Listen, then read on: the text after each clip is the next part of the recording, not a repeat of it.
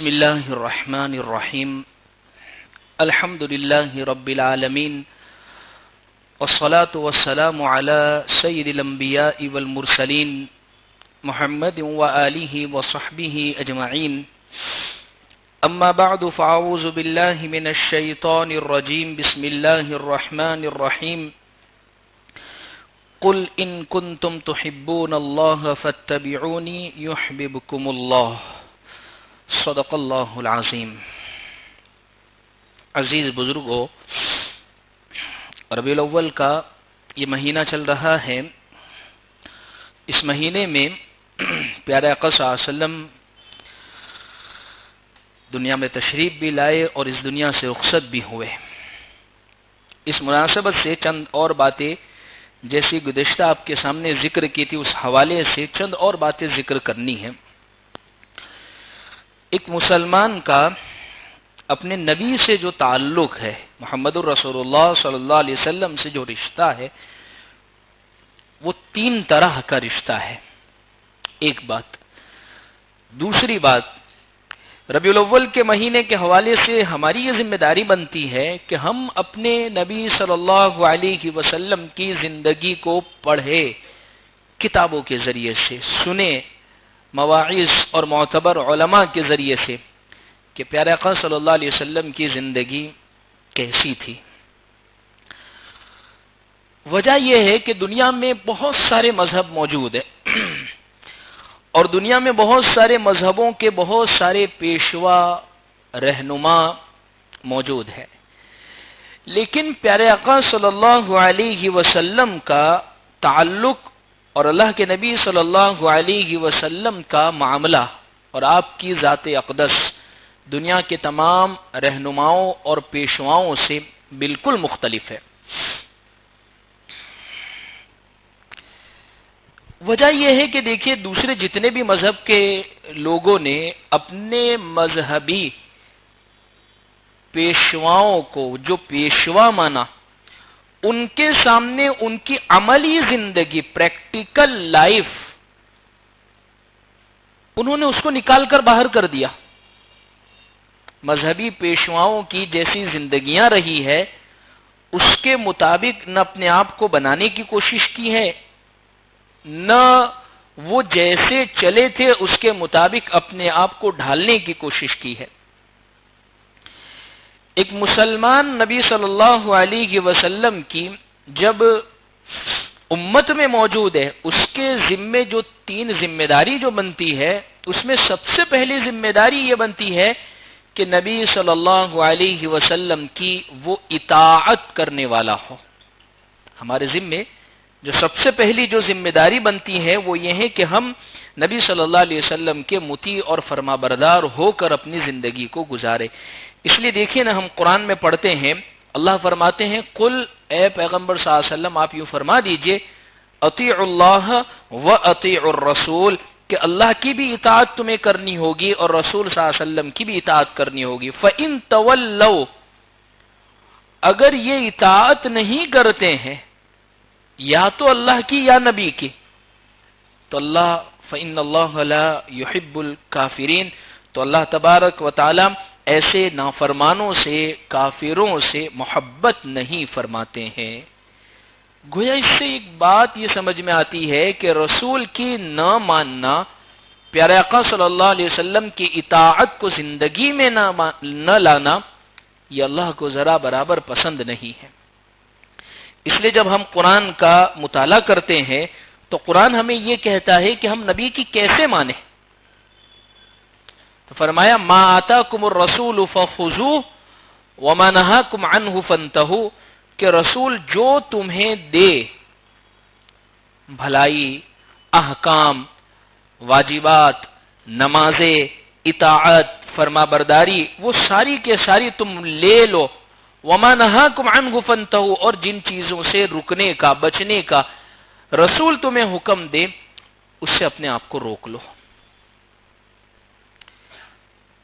زندگی میں ہمیں اپنے یہ غور کرنے کی ضرورت ہے کہ ہم نبی صلی اللہ علیہ وسلم کی باتوں پر ہماری اطاعت کتنی ہے اور ہماری ان کے مطابق زندگی میں رکنا کتنا ہے۔ ہوتا یہ ہے جب خواہشات ہماری ٹکراتی ہے جب جذبات ہمارے ٹکراتے ہیں، جب ہمارے سامنے کوئی مسئلہ پیش آتا ہے تو ہم نبی صلی اللہ علیہ وسلم کی تعلیمات کو ماورا کر دیتے ہیں، پیچھے کر دیتے ہیں، حالانکہ قرآن نے یہ صاف بات کہی ہے فَلَا وَرَبِّكَ لَا يُؤْمِنُونَ حَتَّى يُحَكِّمُوكَ فِي مَا شَجَرَ بَيْنَهُمْ۔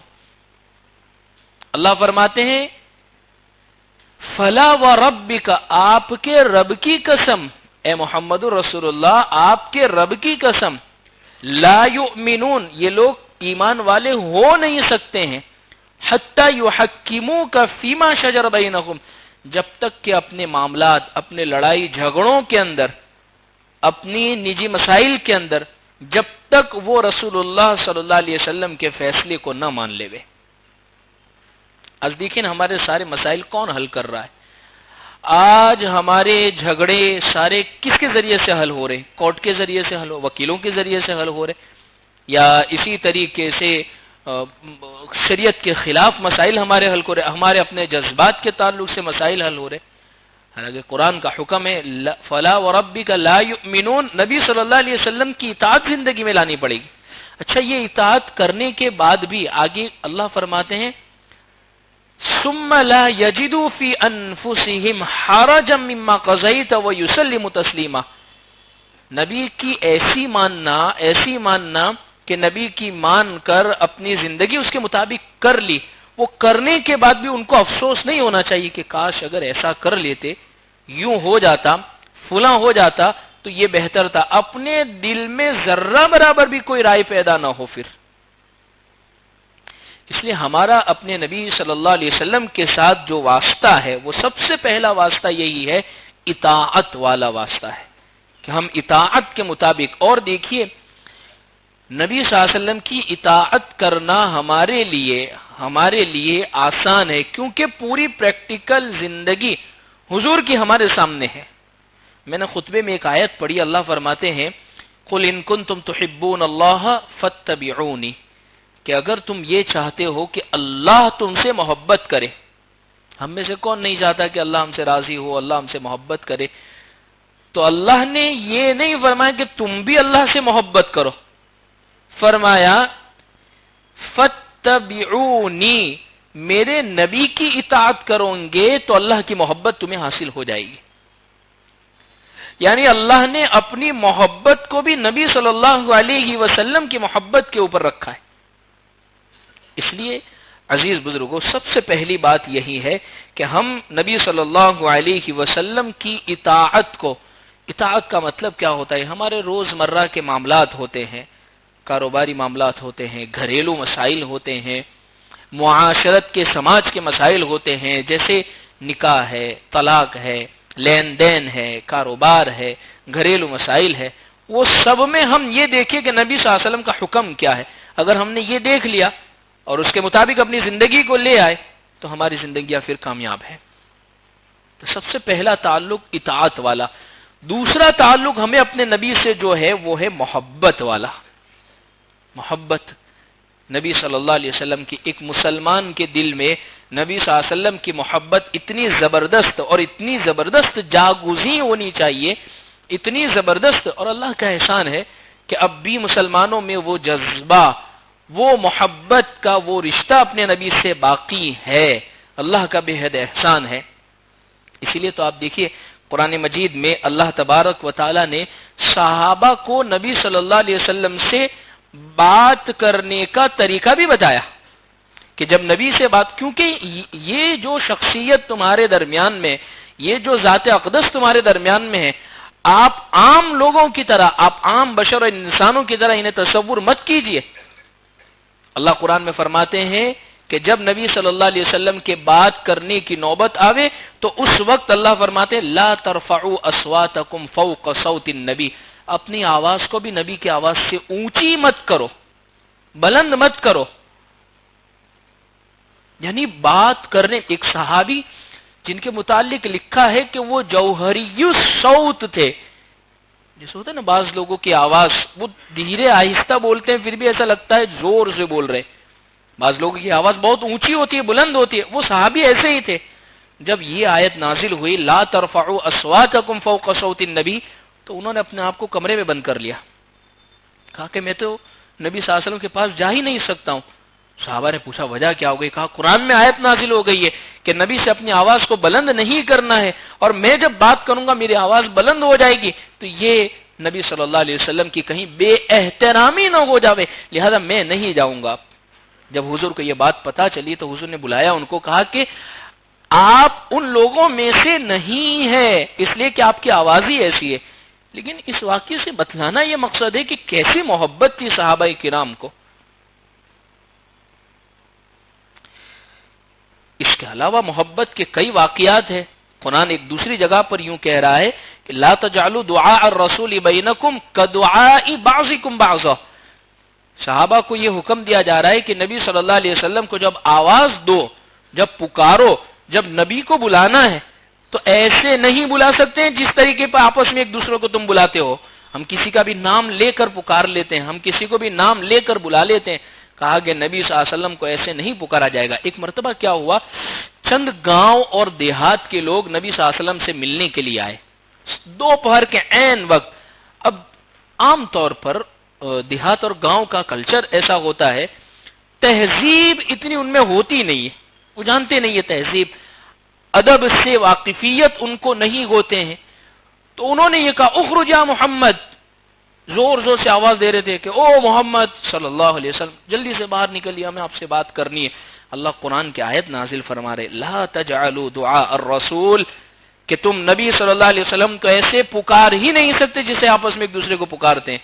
اس لیے اس کی سب سے بڑی مثال قرآن میں ہمیں ملتی ہے کہ اللہ نے اپنے نبی کو جب بھی پکارا ہے کبھی بھی یہ کہہ کے نہیں پکارا یا محمد، نام لے کے کبھی نہیں پکارا، جب بھی پکارا تو کبھی یا ایھا المزمل کہا، یا ایھا النبی کہا، یعنی نبی صلی اللہ علیہ وسلم چادر اوڑھ کر بیٹھے ہیں، اللہ کو وہ ادا پسند آئی تو فرما دیا یا ایھا المدثر، او چادر اوڑھنے والے، کہیں فرما دیا یا ایھا المزمل کہ او کالی کملی والے۔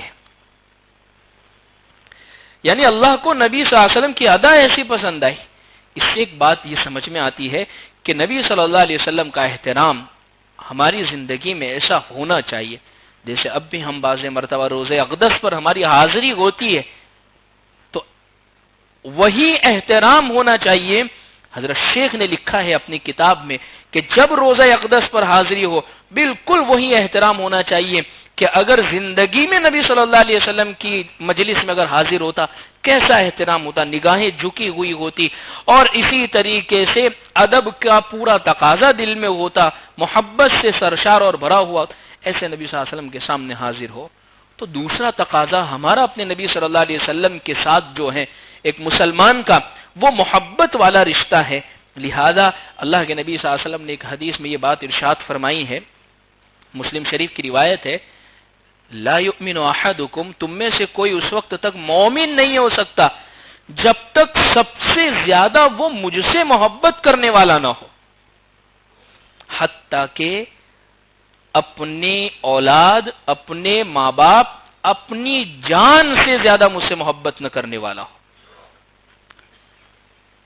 حضرت عمر رضی اللہ عنہ ایک مرتبہ فرمایا حضور آپ مجھے سب سے زیادہ عزیز ہے لیکن اپنی جان سے۔ فرمایا عمر ابھی تک معاملہ مکمل نہیں ہوا، فرمایا حضور آپ مجھے سب سے زیادہ عزیز ہے حتیٰ کہ میری اولاد، میرے ماں باپ، میری جان سے بھی زیادہ مجھے آپ سے محبت ہے۔ تو اللہ کے نبی نے فرمایا کہ الیوم، اب معاملہ مکمل ہوا ہے۔ لہذا ہمیں یعنی جان سے زیادہ محبت ہونے کا کیا مطلب، اولاد سے زیادہ محبت ہونے کا کیا مطلب، ماں باپ سے زیادہ محبت ہونے کا کیا مطلب؟ ماں باپ سے زیادہ محبت ہونے کا مطلب یہ ہے کہ ماں باپ کہے بیٹا ابھی تو جوان ہو، ابھی داڑھی رکھنے کی عمر نہیں ہے، آپ کٹا دو، میری محبت میں بھی آپ اتنا نہیں کر سکتے، تو وہاں ماں باپ کی محبت نیچے ہو جائے گی، نبی صلی اللہ علیہ وسلم کی محبت اوپر ہو جائے گی۔ یہ ہے ماں باپ سے زیادہ محبت ہونے کا مطلب۔ اولاد سے زیادہ محبت ہونے کا مطلب یہ ہے اولاد اگر کسی گناہ میں ہمیں مبتلا کرنا چاہتی ہے، نبی صلی اللہ علیہ وسلم کی کسی نافرمانی کے اندر ہمیں اگر ڈالنا چاہتی ہے، تو ایسے موقع پر اولاد کی محبت کم ہو جائے گی، نیچے ہو جائے گی، اور نبی صلی اللہ علیہ وسلم کی محبت اپنی جان سے زیادہ۔ ہمیں کوئی چیز پسند ہے لیکن وہ چیز نبی صلی اللہ علیہ وسلم کو ناپسند ہے تو ہم ان چیز کو چھوڑ دیں گے۔ ہم اپنے بعض اکابرین کی زندگیوں میں دیکھتے ہیں کچھ وہ چیزیں جو نبی صلی اللہ علیہ وسلم کو بڑی پسند تھی، وہ چیزیں طبعی طور پر، فطری طور پر حضور کو بڑی پسند تھی، وہ اکابرین نے اپنی پسندیدہ غذائیں ان کو بنا لیا تھا۔ اگر کوئی شخص اس پر یوں کہتا کہ یہ مجھے اچھا نہیں لگتا ہے تو اس پر اکابرین اور بزرگ سخت ناراض ہو جایا کرتے تھے۔ جیسے اس کی مثال، حضور کو کدو، لوکی، دودھی یہ بڑی پسند تھی پیارے آقا صلی اللہ علیہ وسلم کو، آپ برتن میں تلاش کر کے اس کو کھایا کرتے تھے۔ اب یہ فطری طبعی طور پر حضور کو بڑی پسند تھی، اگر ان کے سامنے اگر کوئی شخص دودھی کی برائی کر دیتا تو اس سے ناراض ہو جاتے تھے کہ نبی صلی اللہ علیہ وسلم کی پسندیدہ غذا کے متعلق تو نے مناسب بات نہیں کہی ہے۔ یہ ہے نبی صلی اللہ علیہ وسلم سے محبت کا تقاضا کہ آپ سے محبت اور جن چیزوں کو آپ پسند کرتے ہیں ان سے طبعی اور فطری طور پر محبت ہو جائے۔ دو باتیں ہو گئی۔ تیسری بات یہ ہے جو مسلمانوں کی ذمہ داری یہ بنتی ہے کہ وہ نبی صلی اللہ علیہ وسلم کی تعلیمات کو اساس اور بنیاد بنا لے، یعنی لقد کان لکم فی رسول اللہ اسوۃ حسنہ جو قرآن میں کہا گیا ہے، تمہارے لیے بہترین اسوہ اور نمونہ جن کے مطابق تم اپنی زندگی کو بنا سکو وہ محمد الرسول اللہ صلی اللہ علیہ وسلم کی زندگی اور آپ کی تعلیمات ہے۔ تو ایک مسلمان مکمل طور پر ان پر عمل کرنے والا ہو۔ دیکھیے اللہ نے زندگی گزارنے کے دنیا میں دو طریقے دیے ہیں، ایک کتاب اللہ اور سنت رسول اللہ۔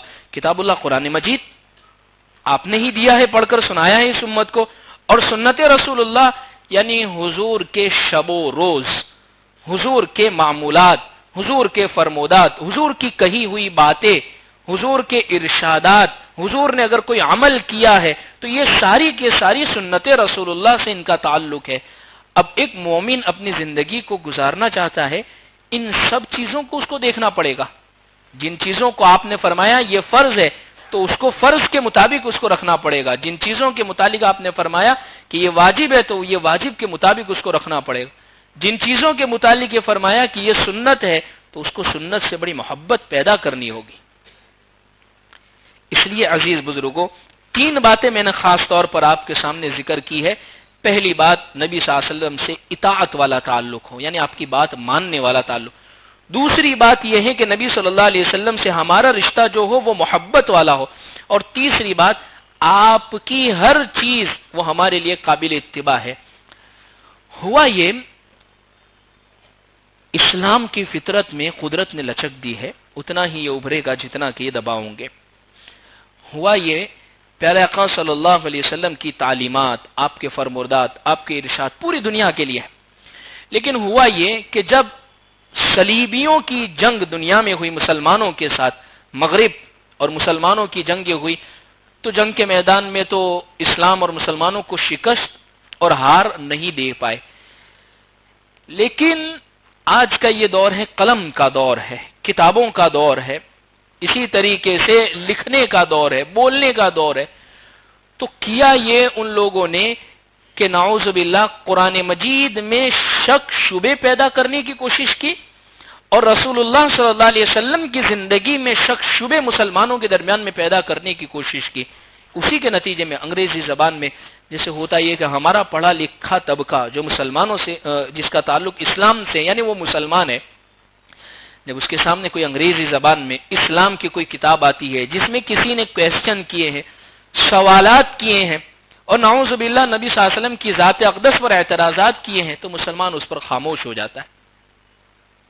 حالانکہ یہ تو شک شبے ڈالے گئے تھے، جب اسلام کو زور بازو سے نہیں مٹایا جا سکا تو اب یہ کوشش کی۔ دیکھیے اسی کا تو یہ نتیجہ ہے کہ کبھی اعتراض ہوتا ہے نبی صلی اللہ علیہ وسلم کی شادیوں کے متعلق، کبھی اعتراض ہوتا ہے امی عائشہ رضی اللہ عنہا سے حضور نے جو نکاح کیا اس کے متعلق، کبھی اعتراض ہوتا ہے اسلام کے نظام طلاق کے اوپر، کبھی اعتراض ہوتا ہے مسلمانوں کے نماز پڑھنے کے طریقے کے اوپر۔ وجہ اس کی یہ ہے جس چیز کو مٹایا نہ جا سکے اس میں شک شبے ایسے پیدا کر لو کہ دوسرے غیر تو ٹھیک خود مسلمان اس کو عمل کرنے سے پہلے وہ شک شبے میں پیدا ہو جاوے ان میں۔ اور ان کے لیے اپنے مذہب پر اعتماد ختم ہو جاوے. مستشرقین جو وجود میں آئے کہ جنہوں نے ایک طبقہ ایک زمانے کے اندر وجود میں آیا، مستشرقین، جن کا کام صرف یہ تھا کہ وہ مسلمانوں اور اسلام میں شک شبے داخل کرے. یہ جو اعتراضات ہے یہ تو اب کبھی کبھی اٹھتے ہیں پھر خاموش ہو جاتے ہیں، یہ سب پرانے ہو چکے ہیں. اور الحمدللہ علماء کرام نے زبردست اس کے جوابات دیے، علمی بھی جواب دیے ہیں اور دندہ شکن بھی خاموش کرنے والے بھی جوابات دیے. لیکن بات وہی ہے، وہ فرعون کو حضرت موسیٰ علیہ السلام سے جب مکالمہ ہوا، جب بات چیت ہوئی، تو فرعون حضرت موسیٰ علیہ السلام سے کہہ رہا میں رب ہوں. تو موسیٰ علیہ السلام نے کہا اچھا تو رب ہے، تو ایک کام کر، میرا رب تو سورج کو پورب سے نکال ہے تو پچھم سے نکال لے. فبہت الذی کفر، وہ ہکا بکا ہو گیا کہ یہ کیسے میں کر دوں. تو بات دراصل جب اس سے یہ نہیں بن پڑا تو فوراً سب لوگوں کو ورگلا دیا کہ دیکھو یہ تمہارے معبود کے متعلق، دیکھو یہ تمہارے رب کے متعلق، دیکھو یہ تمہارے مذہب کے اوپر حملے کر رہا ہے. اور اس کے نتیجے کے اندر پھر جادوگروں سے مقابلہ بھی ہوا، اس کے نتیجے میں فرعون پیچھے بھی دوڑا اور پھر وہ ہلاک بھی ہوا، اور یہ سب معاملات ہوئے. کہنا میں یہ چاہ رہا ہوں عزیز بزرگوں، ان تمام باتوں سے ہم اپنے نبی کی زندگی صلی اللہ علیہ وسلم کی خود پڑھیں. دیکھیے نبی صلی اللہ علیہ وسلم کی زندگی کو پڑھنے کے دو طریقے ہیں، دو باتیں ہیں. اکثر یہ ہوتا ہے ہمارے ساتھ کہ ہم نبی صلی اللہ علیہ وسلم کی صرف ہمارے جلسوں میں، ہمارے بیانات میں اور ہمارے وعظوں میں، ہمارے تقاریر کے اندر نبی صلی اللہ علیہ وسلم کی جو فضائل والی جو زندگی ہے صرف وہ ہم سنتے ہیں اور وہ بیان کرتے ہیں اور وہی ہمارے سامنے آتی ہے، اور پھر ہم اس پر سبحان اللہ الحمدللہ یہ کہہ کر بات کو ختم کر دیتے ہیں. وہ کسی نے کہا ہے نا، نبی کا نام آتے ہی ہم جھوم جاتے ہیں اور نبی کا کام آتے ہی ہم گھوم جاتے ہیں. تو نبی صلی اللہ علیہ وسلم سے جہاں محبت ہو، نبی صلی اللہ علیہ وسلم کی جہاں فضائل والی زندگی ہم پڑھیں کہ آپ کا مقام، آپ کا مرتبہ، آپ صلی اللہ علیہ وسلم کو اللہ نے کیا کیا چیزیں عطا فرمائی تھی، دنیا میں کیا عطا ہوئی تھی، آپ کے معجزات، آپ کے واقعات، یہ سب کے سب فضائل سے تعلق رکھتے ہیں. یہ بھی پڑھنے کی ضرورت ہے. بڑی اہم چیز ہے جس سے ہمیں اپنے نبی کا مقام معلوم ہوگا. لیکن ساتھ ساتھ میں فضائل کے ساتھ ساتھ میں وہ زندگی بھی پڑھنے کی ضرورت ہے جو ہمارے لیے قابل اتباع ہے، جس کے مطابق ہم اپنی زندگی کو ڈھال سکے. جیسے نبی صلی اللہ علیہ وسلم کی نماز پڑھنے کا طریقہ، آپ کے زکوٰۃ نکالنے کا طریقہ کیا ہے، آپ کے صلہ رحمی کا طریقہ کیا ہے، آپ صلی اللہ علیہ وسلم معاف کس طریقے پر فرمایا کرتے تھے، آپ لوگوں کے درمیان میں مساوات اور برابری کا درس کس طریقے پر دیتے تھے، آپ نے اس دنیا سے رنگ اور نسل، خاندان اور یہ سب باتیں کس طریقے پر ختم کی اور سب کے درمیان میں برابری کا کیسے فیصلہ. یہ زندگی قابل اتباع ہے اور اس کو پڑھنے کی ضرورت ہے. فضائل کے ساتھ ساتھ میں اتباع والی زندگی، جیسے اتباع والی زندگی کبھی لاؤ نے ہم یہ لے کر کبھی بیٹھے، جیسے مثال کے طور پر نکاح کا معاملہ آیا ہمارے گھر میں. نکاح ہے، 1 سال کے بعد، 6 مہینے کے بعد ہم ساری تیاریاں کر لیتے ہیں، ہال بھی بک کر دیتے ہیں، پکانے والوں کو بھی بک کر لیتے ہیں، کارز وغیرہ بھی، کتنے گھروں میں پہنچانا ہے. لیکن اس تعلق سے بیٹھے کہ ہم مسلمان ہیں اور ہمیں تو نکاح کے بارے میں یہ کہا گیا ہے کہ نکاح من سنتی، کہ نکاح میرے نبی کی سنت ہے. وہ سنت کیسے، اس کو تو ہم پڑھیں کم سے کم کہ کیا کیا کہا گیا ہے اس میں، کن کن چیزوں پر عمل کرنے کی بات ہے. یہ تو میں نے ایک ایگزامپل ہی مثال دی. ورنہ جب نکاح ہو گیا، رشتہ نہیں بن رہا ہے، تو اب اس میں جدائیگی کیسے ہو، اس کو بھی تو نبی صلی اللہ علیہ وسلم نے بیان فرمایا ہے. فَإِمْسَاكُمْ بِمَعْرُوفٍ أَوْ تَسْرِيحٌ بِإِحْسَانٍ.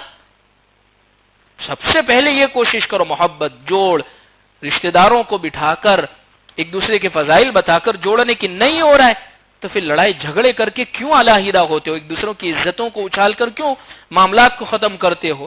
پھر کون سے دن کے لیے نبی صلی اللہ علیہ وسلم کی تعلیمات ہیں، پھر کس دن کے لیے نبی صلی اللہ علیہ وسلم کی باتیں ہیں. اور ہمارا تعلق اسلام کے ساتھ ہے. ہماری فہرست تیار ہوتی ہے تو مسلمانوں والی تیار ہوتی ہے.